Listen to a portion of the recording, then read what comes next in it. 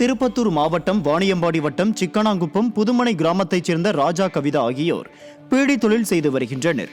இவர்களின் மகள் கணவர் அபிஷேக்குடன் ஆம்பூரில் வசித்து வருகிறார்.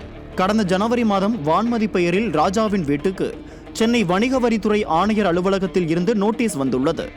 அதனை குடும்பத்தினர் பெரிதாக கண்டுகொள்ளாத நிலையில் சில தினங்களுக்கு முன்பு மீண்டும் அதே போன்ற நோட்டீஸ் வந்துள்ளது. வான்மதி வணிக வரித்துறைக்கு பாக்கி வைத்துள்ள 5,62,11,766 ரூபாய் பணத்தை 2 நாட்களில் செலுத்த வேண்டும் என அதில் கூறப்பட்டிருந்துள்ளது.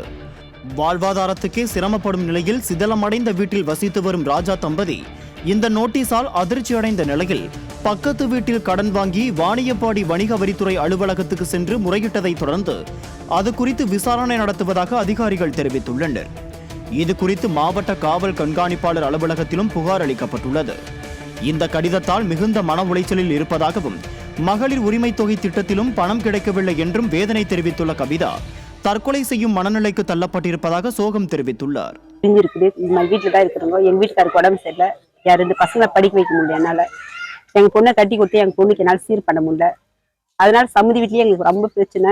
நீங்க அந்த 1000 ரூபாய் கூட எங்களுக்கு வராம போயிடுச்சு. நீங்க அந்த 5 கோடி வாங்கி இருக்கிறீங்க, அதனால எங்களுக்கு 1000 ரூபாய் வரணும். அவங்களுக்கு எங்களை டார்ச்சர் கொடுக்குறாங்க. எங்களுக்கு வெக்கமாக ரோட்ல வரது கஷ்டமாக. எல்லாரும் என்னன்றாங்க, எவ்வளவு துட்டு வாங்கிட்டு இருக்கிறியான்றாங்க, போலீஸ் வரும்ன்றாங்க. ரொம்ப மனசு கஷ்டமாவே இருக்குது. நான் சரியா சாப்பிடுறது இல்லை, நைட்ல தூங்க முடியுது. எனக்கு மனசு ரொம்ப மன உடைச்சலா இருக்குது.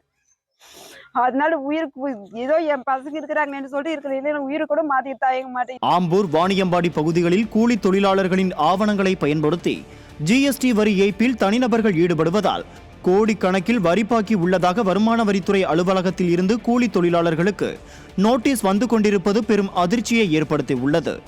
இதையெல்லாம் தடுக்க வேண்டிய வணிக வரி பொருளாதார குற்ற புலனாய்வு துறையோ கும்பகர்ண தூக்கத்திலும் அமைச்சர் மூர்த்தியோ கமிஷன் கரப்ஷன் கலெக்ஷனில் உள்ளதாக கூறுகிறார்கள் விவரம் அறிந்தவர்கள்.